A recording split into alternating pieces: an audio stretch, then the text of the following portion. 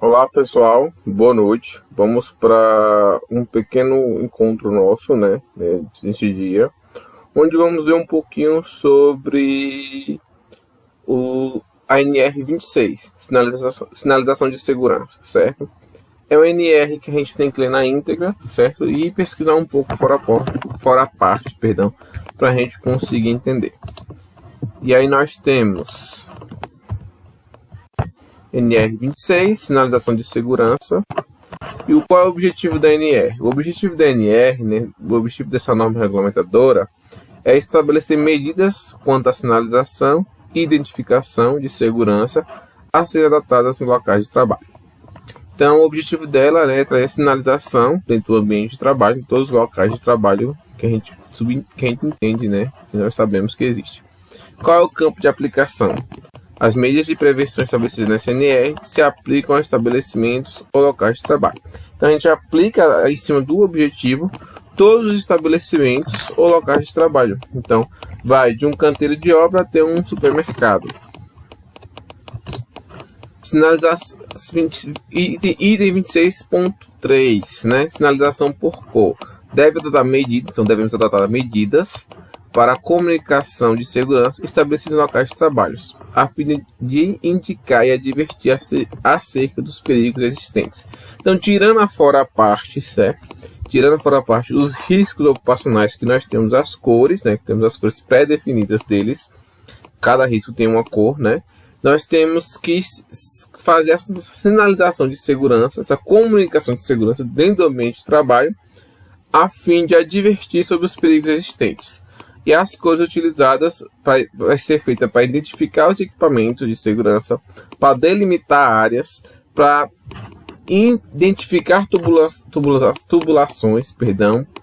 Vamos também para a tubulação, se ela vai ser líquido ou gasoso, advertir os riscos, e contra esses riscos, e vai atender aos dispostos das normas técnicas oficiais. Então, quando a gente fala das cores, elas vão servir para identificar os equipamentos, para delimitar áreas, para identificar tubulações, essas conduções, para advertir contra riscos, e vai atender também às outras normas, dispostos nas próprias NRs, também como decretos e portarias. Sinalização por cor. Não se deve, não, na verdade, já falando sobre isso, a gente tem que usar as cores, mas não se deve só utilizar as cores como sinalização e comunicação a despeito de riscos no ambiente. A utilização das cores não vai dispensar o emprego de outras formas de prevenção de acidentes. Então, quando a gente fala da sinalização de cores, quando a gente fala da NR26, ela não vai dispor só dela para falar sobre prevenção de acidentes, mas também temos outras NRs que falam disso. Então, ela não dispensa o emprego de outras formas de prevenção. Então, quando a gente fala de EPIs, EPCs, são outras formas de prevenção. Então, quando a gente fala da sinalização de segurança, ela não é única e exclusiva para a prevenção de acidentes.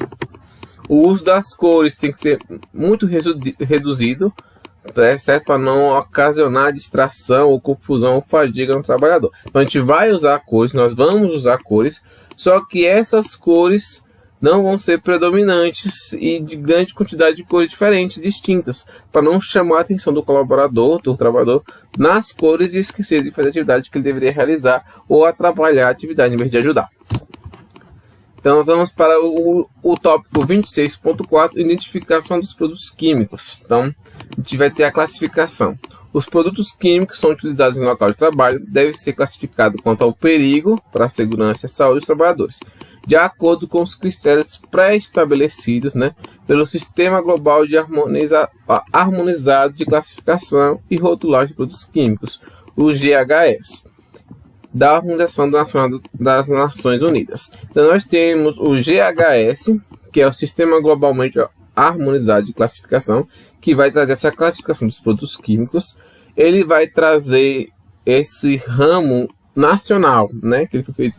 Nós temos as classificações nacionais e as internacionais. Quando não se aplicam, não temos as classificações nacionais de algum produto químico, a gente parte para a classificação internacional, que vai ter na internacional. Aqui é só uma imagem meramente ilustrativa, né, de inspiração de uma das classificações. A classificação de substituição de substâncias perigosas deve ser baseada na lista de classificação harmonizada, o GHS, ou com a realização de ensaios exigidos pelo processo de classificação. Na ausência de uma lista nacional, que foi o que eu mencionei no instante, harmonizada, das substâncias perigosas, pode utilizar a lista internacional. Então, quando eu não tenho a lista nacional, eu vou usar a lista internacional. Os aspectos relativos à classificação devem atender aos dispostos das normas técnicas oficiais, né? Oficial. E aí, o que é o GHS? O GHS é o Sistema Global Harmonizado de Classificação e Rotulagem de Produtos Químicos, que vem do inglês, né? Por isso que é GHS. Estabelece critérios harmonizados para classificar substâncias e compostos com as relações aos perigos físicos para a saúde e para o meio ambiente. Inclui, além de elementos harmonizados para informar os perigos, também requisitos sobre rotulagem, pictogramas e fichas de segurança. Os critérios pré-estabelecidos do GHS estão baseados e descritos de acordo com os documentos chamados Livro Púrpura. E aí o GHS, ele serve, né? Quais são, para que aponta o GHS? Para que ele serve? Ele vai se aplicar a todos os produtos químicos, exceto aqueles que estão regulados pelas próprias leis ou regulamentos, ou seja, produtos de farmacêuticos, aditivos alimentícios, artigos de comércio, cosméticos e resíduos de praguicidas em alimentos. Então, o GHS vai pegar esses produtos químicos, exceto, normalmente, são produtos farmacêuticos, são medicamentos, aditivos alimentares, que nós temos, que são colocados em alguns alimentos industrializados, né, para dar cor, aroma, artigos de cosméticos variados e resíduos de praguicidas de alimentos, que é usados, né, na agricultura normalmente para matar as pragas. O público ao que se aponta o sistema não são os consumidores dos produtos químicos, certo? Então, os públicos, são, eu li aqui não, mas nós são. O público apontado pelo sistema de GHS são os consumidores de produtos químicos, certo? Os trabalhadores que estão relacionados ao setor de transporte e os que oferecem serviços de emergência. Então, nós temos o público-alvo do GHS, que são os consumidores, de produtos químicos, né? Os trabalhadores que se relacionam com isso, os transportadores que transportam os produtos químicos, certo? E os serviços de emergência que tem que saber sobre esses produtos químicos. Então, quais são as vantagens de implementar o GHS, né? O que ele inclui? Vai melhorar a proteção da saúde humana e do meio ambiente através de um sistema de comunicação de perigos ininteligíveis internacionais, né? Então, eles têm esse sistema que vai trazer uma comunicação dos perigos internacionalmente, onde todos sabem qual é o perigo, qual é a medida efetiva, certo? Como tem as proteções, como deve ser feito, em caso de contaminação, como tem que ser realizados os procedimentos. Vai dar um marco de classificação e reconhecimento pelos países que não possuem esse sistema, vai reduzir a necessidade de realizar provas e avaliações dos produtos químicos já oferecendo as informações. Então ele já vai ter as informações já mastigadas, já facilitada. Vai facilitar o comércio internacional daqueles produtos que foram avaliados e classificados pelo sistema, certo? E aí quais são as classificações dos perigos do GHS, né? Desses riscos químicos. Os produtos químicos, perdão. Então são classificados, 17 são classificados com perigos físicos, certo? Então quando a gente fala perigos físicos, não é risco físico, é que traz um perigo para a integridade física, né, daquele indivíduo que entrar em contato com esse produto. Então quando eu falo perigo físico, não é risco físico. Então dos 31, né, classes de perigos que a gente tem do GHS, 17 são caracterizados como perigos físicos, 11 são classificados de perigos à saúde e apenas 3 são classificados como perigos ao meio ambiente, certo? Quais são eles? Nós temos perigos físicos, explosivos desestabilizados, gases inflamáveis, aerosóis, gases oxidantes, gases sob pressão, líquidos inflamáveis, sólidos inflamáveis, substâncias e misturas autorreativas, líquidos peróficos, sólidos peróficos, substâncias e misturas sujeitas a autoaquecimento, substâncias e misturas que em contato com a água emitem gases inflamáveis, líquidos oxidantes, sólidos oxidantes, peróxidos orgânicos e corrosivos para os metais. Nós temos as imagens deles aqui, depois daqui a pouco a gente amplifica ele. Nós temos os perigos à saúde, que são toxicidade aguda, oral, dérmica ou inalatória. Temos corrosão ou irritação à pele. Temos lesões oculares graves, irritação ocular, sensibilidade à pele, sensibilidade respiratória, mutagenicidade em células germinativas, cancerogenicidade, toxicidade à reprodução, toxicidade para órgãos-alvo específicos, exposição única, e toxicidade para órgãos-alvo específicos, exposição repetida, e perigo por aspiração. Temos aqui a representação de algum deles. E os perigos para o meio ambiente, nós temos perigos ao meio ambiente aquático, agudo, perigos ao meio ambiente aquático, crônico, e perigos à camada de ozônio. Nós temos a imagem aqui, certo? Então, só amplificando, nós temos aqui perigos físicos, né? Temos as imagens deles, né? Corrosivos aos metais, gás sob pressão, líquidos oxidantes, líquidos inflamáveis, explosivos, onde tem sua identificação, que é obrigatória. Perigos à saúde, toxicidade aguda, corrosão de pele, irritação de pele, perigo por aspiração. E perigos ao meio ambiente, onde a gente tem aqui perigo para o ambiente aquático, certo? Rotulagem preventiva. Então, a rotulagem preventiva é um conjunto de elementos e informações escritas, impressas ou gráficas relativas a um produto químico, que deve ser afixada, impressa ou anexada à embalagem que contém o produto. Os aspectos relativos à rotulagem preventiva devem atender os dispostos nas normas técnicas oficiais. Então, a rotulagem preventiva do produto químico vai ser classificado como perigo à saúde, à segurança e à saúde dos trabalhadores.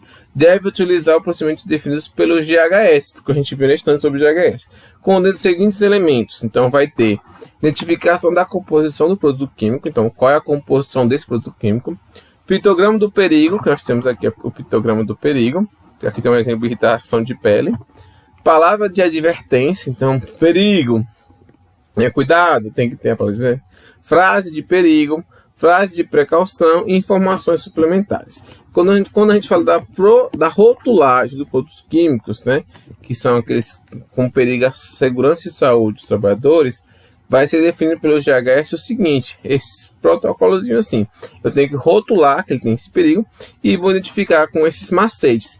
Vou fazer a identificação da composição desse produto químico, vou trazer o pitograma desse perigo, vou trazer uma palavra de advertência, uma frase de perigo e a frase de precaução e informações suplementares. Aí o produto químico não classificado como perigoso à segurança e saúde dos trabalhadores, conforme o GHS, que a gente já viu quais são, deve dispor de rotulagem preventiva simplificada, que contenha no mínimo a indicação do nome, a informação que se trata de um produto não classificado como perigoso e recomendações de precaução. Então, todos os produtos notificados ou registrados como saneantes de Agência Nacional de Vigilância Sanitária, né, Anvisa, são dispensados do cumprimento das obrigações da rotulagem preventiva, estabelecida pela subit da nossa norma. Então, nós temos o seguinte: então, os produtos notificados e registrados como saneantes da Anvisa, né, os saneantes pela Anvisa, eles estão desacompanhados, eles não têm a obrigatoriedade de ter essa classificação de acordo com o GSH. Então, eu desabono essa obrigatoriedade dos saneantes da Vigilância Sanitária, né, da Anvisa.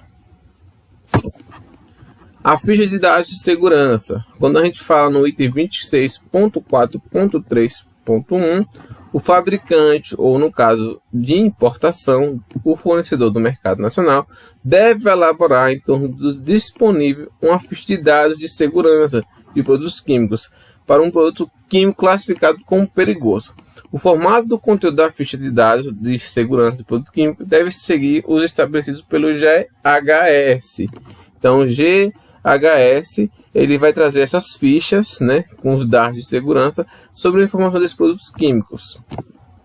Onde nós vamos ter o que? No caso, vai ter de misturas, deve ser explicado na ficha os dados de segurança, o nome da concentração ou a faixa de concentração de substâncias, que vai ter que representação do perigo para a saúde dos trabalhadores, se estiverem presentes em concentração igual ou superior aos valores de corte, né, que são limitantes da concentração, que estão estabelecidos pelo próprio GHS para cada classe de categoria e de perigo. E tem que possuir um limite de exposição ocupacional pré-estabelecido ou já estabelecido. Certo? Nós temos uma imagem aqui de alguns exemplozinhos dessas fichas. E aí informações sobre a informação. Fechando, né, nossa NR26, as informações de treinamento de segurança e saúde do trabalho. Ela tem que ter essa informação de treinamento. A organização deve sempre assegurar o acesso de trabalhadores à ficha dos dados de segurança dos produtos químicos que foram pré-estabelecidos pelo GHS que utilizam naquele local de trabalho. Então, todos os trabalhadores eles têm que sofrer um treinamento, certo? Os trabalhadores devem receber esse treinamento para compreender o que é esse produto químico, certo? E aí esse treinamento tem que seguir o quê? Tem que trazer a compreensão da rotulagem preventiva, certo? E a ficha de dados de segurança do produto químico que é feita e elaborada, pré-estabelecido como deve ser feita e elaborada pelo GHS, e saber os perigos e riscos e as medidas preventivas para o uso seguro dos procedimentos para atuação em situações de emergência com o produto químico, certo?